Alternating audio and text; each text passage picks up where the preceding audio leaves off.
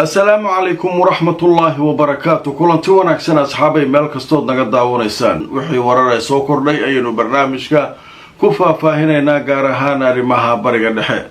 haddaba marka hore waxaanu ku bilaabaynaa maanta waxa Israa'iil booqday wafdi uu hogaaminayo madaxweynaha Soomaaliland Cabdiraxmaan Cirro.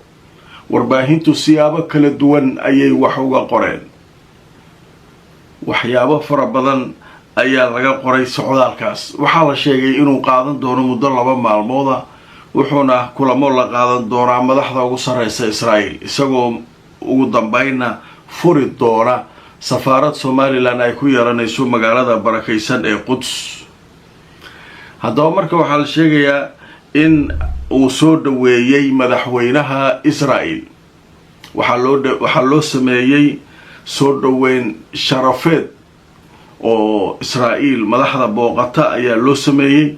waxaa safarka ku weheliyay marwadiisa waxaana uu sheegay maruu hadlayay in uu hadaladiisii ku soo daray erayo ay aad u hadalhayaan carabta iyo dadka muslimiinta oo ah Israa'iil ha noolaato, Israa'iil maaragtay erayo noocaas ah. haddaba marka waxaa leeyahay socdaalkaas 2 maalmood ayuu qaadan doonaa. Somalilandna waxaa la sheegay inay u aragto fursad ay caalamka ku dhex geli doonto aqoonsiga Israa'iil kadib, halka dowladda Soomaaliyana la sheegay inay iyaduna dadaal ku bixin doonto sidii meesha loogu joojin lahaa oo cid kale oo aqoonsata aan loo arki lahayn. haddaba Al-Jazeera iyo warbaahinta ugu waaweyn dalalka islaamka iyo kuwa carabta ayaa muujinaya in safarkaasu aanu ahayn mid munaasab ah. marka arrimahaas oo dhan ayaa laga hadlayaa. al-cumuum marka safarku waxa leeyahay waa 2 maalmood. halkaas ayay marka hawshaasu iyadana wararka maanta waaweyn ee warbaahinta haysta ayay ka mid tahay. waan ka gudbaynaa sheekadaas. waxaanu u gudbaynaa Iiraan oo gantaalihii kusoo jeedisay xilligan aan idinla hadlayo Israa'iil. maxaa dhacay? Iiraan hore waxay u tiri Beirut haddaa weerarto waa khadcas. khadcas macnaheedu laygama taabto waa halkaas. way weerartay, wixii dhacay waa la ogaa. Iiraanna gantaalay ku weerartay ilaa la kala dhex galo wal joojiye la yidhi. maanta oo uu Trump raajicinayay in Iiraan ay saxiixdo heshiis oo uu sheekadiisi waa ka soo sheekeynay 14 Juun maalintiisii dhalashada iyo wuxuu ka rabayba uu maanta hawshaa ku dadaalayo ayay Israa'iil weerartay Beirut si ay uga jijibiso Trump laftirkiisa. awalay u sheegtay heshiiskan ma ku qanacsanayna.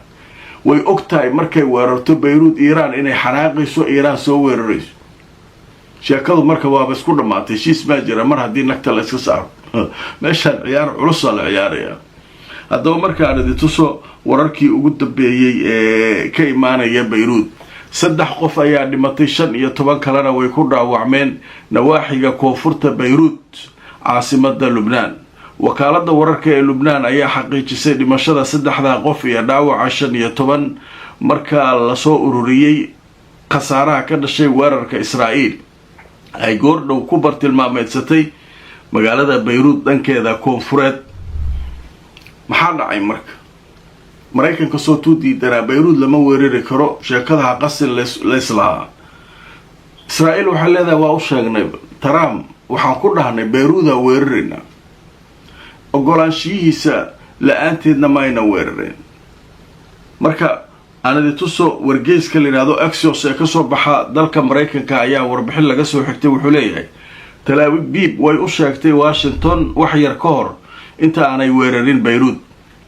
haddaba mas-uuliyiin Mareykan iyo kuwa Israa'iiliyiin ayaa wargeyska u xaqiijiyay in Israa'iil ay la xiriirtay taliska dhexe ciidamada Mareykanka ka hor inta aanay weerarka ku qaadin magaalada Beirut ee caasimadda Lubnaan. waa u sheegnay leeyin Mareykanka waa wargelin, waa weeraraynaa dhahna waa baxna waa weerar. Iiraan khadcas iyo waxay rabtaa samayso, waxay rabtaa soo rid. Netanyahu sheekadan heshiiskan inuu qasuuba rabay mog.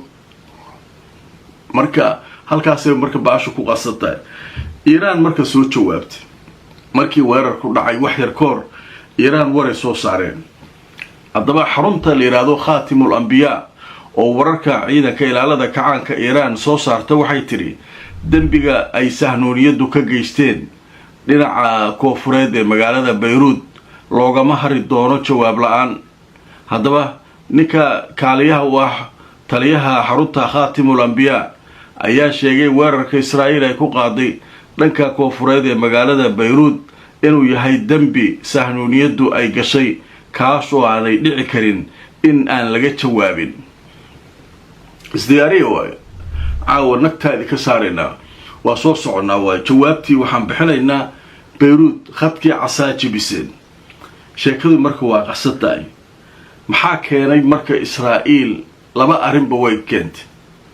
kow xisbullaahi oo la soo baxday saacadihii la soo dhaafay gantaal halis badan diyaaradihii malaayiinta dollar ugu fadhiyay Israa'iil ayaa dhulka la soo dhigay mid ka mid ah diyaarad 10 milyan oo dollar joogta ayaa la soo riday 10 milyan diyaaradda joogta fiiri waa drone waa diyaarad duuliye la'aana laakiin qalabka ku xiran dhulka waxa yar oo yaala waa kaamirooyinkeeda iyo waxeeda iyo waa diyaarad marna difaacaysa gantaala ridaysa mar wax basaasaysa mar sawir qaadaysa waa diyaarad wixii technology ah oo dhan la isugu geeyay qiimaheeda 10 milyan oo dollar jooga.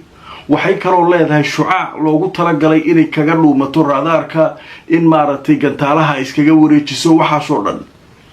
laakiin hadda waxaa baaritaan ku socdaa gantaalkan ay ku soo rideen xisbullah waxay leeyihiin annagu gantaal kale kuma soo riday kuwaan haysanaa bisinka u qabana bismillaahi allahu akbar allahuma sadid ilaahayow ku aadi basaa dhahan waana ku aada waa soo ridin waxaa kaloo aan haysanayn jabhadaa banaayo gantaalka weyn oo nimankan 10 milyan diyaarad joogto ku soo rideen maxaa ilaahay baa noo fududay taageen ilaahayow noogu aadi bismillaahi allahu akbar nag waaba soo dhacday dhehen waliba way u imaan waayeen maca tiknoolajiyadeedii waxay ka samaysneed hadda waxaa gacanta ku haysta xisbullah. markaasaa nimankii saraakiishii inta xanaaqeen ay yidhahdeen Beirut ha la weeraro. Netanyahu marka horeba marmarsiyo raadsanayay marmarsiyadii ayuuba hadda u toostay Beirut iyo weerar laakiin muxuu ka eedi doonaa hadda waxaa leeyahay difaacay ku jirtaa Israa'iil gantaaleyga aaw godadka gala meesha ha loo furo dadkii marka hore ma joogtay. Iiraanna waxay tiri ma dhacayso jawaab la'aan sheekada aan samaysay qadka casaasoo baydna ka talaabin waa idinku soo soconaa yaa wadnaha jartay hadda wixii dhacaba baaquli hadduu ka soo dhaco meel qowlo ma soo riday weli ma soo dhacin aabtaasaa socon. haddaba markaan idintu soo wararkii ugu dambeeyay sheekada laga qoray wakaaladda wararka Anadolu ayaa waxay leedahay 10 milyan oo dollar diyaarad ku fadhisa ayaa xisbullaahi soo rideen markii ugu horeysay diyaaradda magaceeda waxaa la yiraahdaa Hayron 1 waxaana iskale Israa'iil. waxay sidoo kale burburkeedii la wareegeen iyo tiknoolajiyadii ay ka samaysneed taasoo dhibaato fara badan ugu filan Israa'iil. diyaaradda waxaa soo ridideeda uga daran wixii ay ka samaysneed in la ogaado oo sirtii la kashifo oo Iiraan loo gacan geliyo ama qolo kale qaabkay u samaysan tahay diyaaradan qatarta ah. hal mar haddii naqshadaadii la helana waa bas gantaal kasta lagu soo ridi karaa. marka sheekadaas iyaduna waxay ka mid tahay wararka ugu waaweyn ee soo kordhay saacadihii la soo dhaafay. haddaba marka qaybtan waxaynu u gudbaynaa ninkii ahaa Trump heshiiskii maanta uu sugayay ma u toosay Iiraan se ma aqbashay la ilaa hadda warka ugu dambeeyaan idin akhrin doonaa. Iiraan way diidan tahay inay maanta saxiixdo barnaamijka horeedii kugu sharaacay ninkan 14 uu ku ordaa waxa leeyahay baba saxiixayna baato wax.